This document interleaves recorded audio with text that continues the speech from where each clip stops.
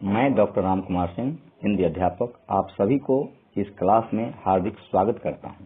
आज मैं केंद्रीय माध्यमिक शिक्षा बोर्ड दिल्ली द्वारा कक्षा 10वीं कोर्स अ के लिए निर्धारित पाठ्यपुस्तक क्षितिज भाग 2 के गद्य खंड से नेताजी का चश्मा शीर्षक कहानी का प्रश्नोत्तर विश्लेषण करूंगा। आप सभी शालीनता, तल्लीनता एवं एकाग्रता पूर्वक सुनेंगे। इस पाठ का पहला प्रश्न है, नेताजी का चश्मा कहानी के शीर्षक की सार्थकता पर विचार करें। इसका मैं प्रश्नोत्तर बता रहा हूं। यह कहानी स्वयं प्रकाश जी द्वारा लिखी गई प्रसिद्ध कहानी है। इस कहानी में प्रारंभ से लेकर अंत तक नेताजी सुभाष चंद्र बोस और उनका चश्मा दोनों ही साथ साथ चलते हैं। चौराहे पर नेताजी की मूर्ति स्थापित होना, उसमें चश्मे की अनुपस्थिति, कैप्टन द्वारा मूर्ति को चश्मा पहनाना, समय समय पर चश्मे बदलते रहना और कैप्टन की मृत्यु के बाद मूर्ति पर सरकंडे से बना चश्मा दिखाई देना, ये सभी घटनाएं बहुत ही मनोरंजक तरीके से पाठकों को जोड़े रखती है। अतः नेताजी का चश्मा कहानी का शीर्षक सार्थक एवं औचित्यपूर्ण है। इस पाठ का दूसरा प्रश्न है, सेनानी न होते हुए भी चश्मे वाले को लोग कैप्टन क्यों कहते थे? तो इसका उत्तर मैं बता रहा हूं। सेनानी न होते हुए भी चश्मे वाले को लोग कैप्टन इसलिए कहते थे क्योंकि उसके भीतर देशभक्ति की भावना कूट कूट कर भरी हुई थी।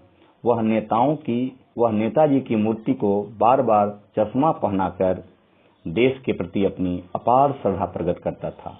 उसके हृदय में देश के प्रति त्याग व समर्पण की भावना किसी भी सेनानी अथवा फौजी से कम नहीं थी। इस पाठ का तीसरा प्रश्न है, हालदार साहब ने ड्राइवर को पहले चौराहे पर गाड़ी रोकने के लिए मना किया था, लेकिन बाद में तुरंत रोकने को कहा। इससे पहला प्रश्न है इसका क, हालदार साहब पहले मायूस क्यों हो गए थे? दूसरा प्रश्न इसमें, मूर्ति पर सरकंडे का चश्मा क्या उम्मीद जताता है? तीसरा प्रश्न है, हालदार साहब इतनी सी बात पर भावुक क्यों हो उठे? पहला प्रश्न है, हालदार साहब सबसे पहले मायूस क्यों हो गए? इसका उत्तर है, हालदार साहब पहले इसलिए मायूस हो गए थे क्योंकि वे सोच रहे थे कि कस्बे के चौराहे पर सुभाष चंद्र बोस की प्रतिमा तो अवश्य मिलेगी, परंतु उनकी आंखों पर चश्मा नहीं लगा होगा। चश्मा लगाने वाला देशभक्त कैप्टन तो मर चुका है और अब किसी में वैसी देशभक्ति की भावना नहीं है। दूसरा प्रश्न है, मूर्ति पर सरकंडे का चश्मा क्या उम्मीद जताता है? उत्तर होगा, मूर्ति पर सरकंडे का चश्मा यह उम्मीद जगाता है कि अभी लोगों के अंदर देशभक्ति की भावना मरी नहीं है। भावी पीढ़ी इस धरोहर को संभाले हुए है। बच्चों के अंदर देश प्रेम का जज्बा है, अतः देश का भविष्य सुरक्षित है। तीसरा प्रश्न है, तीसरा प्रश्न है, हालदार साहब इतनी सी बात पर भावुक क्यों हो उठे?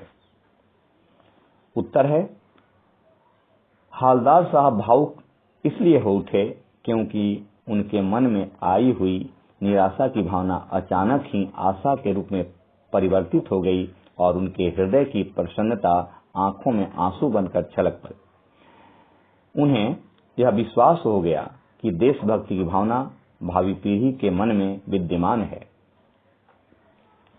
तीसरा प्रश्न है, इसे आशय के रूप में देखेंगे आप सभी। बार बार सोचते क्या होगा उस कौम का जो अपने देश की खातिर घर गृहस्थी, जवानी जिंदगी सब कुछ होम देने वालों पर भी हंसती है और अपने लिए बिकने के मौके ढूंढती है।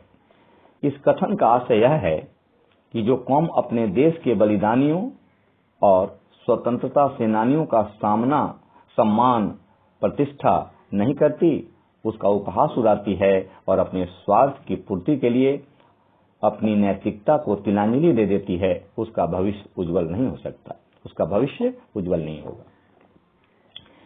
अगला प्रश्न है, पान वाले का एक रेखा चित्र प्रस्तुत करें। प्रश्नोत्तर होगा, पान वाले की दुकान कस्बे के मुख्य बाजार के चौराहे पर थी।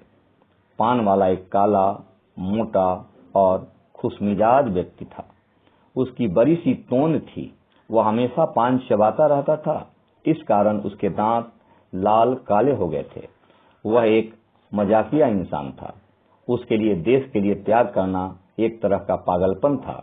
वह एक संवेदनशील व्यक्ति भी था, इसलिए कैप्टन की मृत्यु की बात कहते समय उसकी आंखों से आंसू छलक आए थे। अगला प्रश्न है, ओ लंगड़ा क्या जाएगा फौज में। ओ लंगड़ा क्या जाएगा फौज में, पागल है पागल है। कैप्टन के प्रति पान वाले की टिप्पणी पर अपनी प्रतिक्रिया लिखनी है।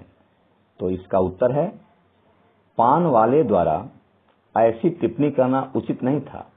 कैप्टन शारीरिक रूप से अक्षम था, इस कारण फौज में नहीं जा सकता था, लेकिन उसके हृदय में जो अपार देशभक्ति की भावना थी वह किसी फौजी से कम नहीं थी। वास्तव में देश के प्रति त्याग तथा समर्पण की भावना रखने वाला व्यक्ति श्रद्धा का पात्र है, उपहास का नहीं। तो यह रहा, आपको इस कहानी के कुछ प्रश्नों पर हमने विचार किया।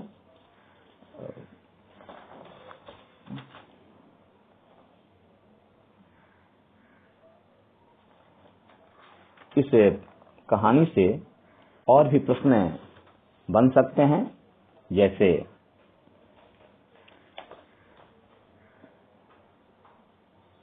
जब तक हालदार साहब ने कैप्टन को साक्षात देखा नहीं था, तब तक उनके मानस पटल पर उसका कौन सा चित्र रहा होगा, यह अपनी कल्पना के आधार पर लिखना है। तो बच्चों, इसका उत्तर मैं बता रहा हूं। जब तक हालदार साहब ने कैप्टन को साक्षात देखा नहीं था, तब तक उनके मानस पटल पर कैप्टन की एक रोबदार छवि अंकित होगी। वे सोचते होंगे कि कैप्टन गठीले बदन वाला लंबा चौड़ा व्यक्ति होगा, उसकी बड़ी बड़ी मूछें होंगी और उसकी आंखों में सुर्ख चमक होगी, उसकी आवाज भी गंभीर होगी। तो ऐसे बहुत सारे प्रश्न बनेंगे। जब आप इस कहानी के प्रतिपाद्य को समझ जाएंगे, सार संक्षेप को अच्छी तरह समझ जाएंगे, तो मैं समझता हूं कि जितने भी सारे प्रश्न बनेंगे आपके लिए परेशानी का विषय नहीं बनेगा। आप उसका सही सही जवाब दे सकते हैं, इसमें दो मत नहीं। तो यह रहा कैप्टन चश्मे वाला, ये नेताजी का चश्मा, और इसका मुख्य पात्र है कैप्टन चश्मे वाला। तो नेताजी का चश्मा पाठ का प्रश्नोत्तर हमने कुछ प्रश्नों पर विचार किया, और आप भी ध्यानपूर्वक इन प्रश्नों को देखेंगे और इसका प्रश्नोत्तर करने का प्रयास करेंगे, ठीक है ना। यानी स्वयं प्रकाश द्वारा रचित कहानी, ये जो नेताजी का चश्मा है, वह देशभक्ति की भावना से ओतप्रोत एक भावपूर्ण कहानी है। इसमें देश के नागरिकों द्वारा देश के प्रति निष्ठा रखते हुए देशभक्ति से पूर्ण कार्य करने की प्रेरणा दी गई है। तो यह कहानी को आप समझ गए हैं। अब इससे जो भी प्रश्न पाठ्य पुस्तक के पीछे दिया हुआ है पाठ्य पुस्तक में, उसे आप बना करके आप इसे भेजेंगे। धन्यवाद।